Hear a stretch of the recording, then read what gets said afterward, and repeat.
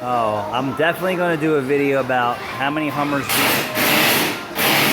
we've seen in for recondition work, and I'm going to tell you why. But anyway, this is the story today. This is a 13 Kia Optima, and Caleb diagnosed it as the noise is in the steering column, and he was 100% correct. So check it out, everyone. I take the BCM out, and the 3 bolts that hold the steering column up to the chassis work or the framework for the dashboard. And there are 4 12 millimeters. There's 2 10 millimeter bolts that hold this in, and a bunch of plugs. So this is the front side, this is the back side. 10 millimeter. Get that out of your way. No need to disconnect anything else. This just pops right off, it's a clip. And then what I do is I ninja up inside of here with my snap-on swivel socket.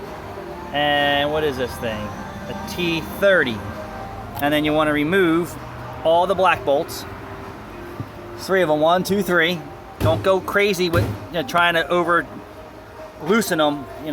Gently turn them until they break free so you don't strip out the screws, or you're really going to have a headache. And then you can see inside of here all the grenaded rubber pieces. That's called the EPS motor insulator. Man, I've done a lot of these too. It's been a while since I've done one. It seems like every 3 months.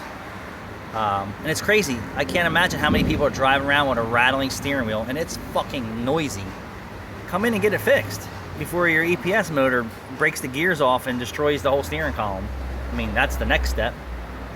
Or your steering wheel is going to bind up, or have other issues that you really don't want, or you really don't necessarily want to spend the money to fix, because replacing your steering column is not going to be cheap. Sweet.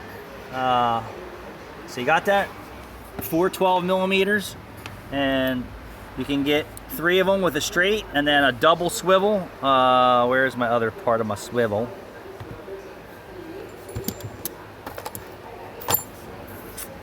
Double swivel. So 2 of these together, that's what I mean by a double swivel.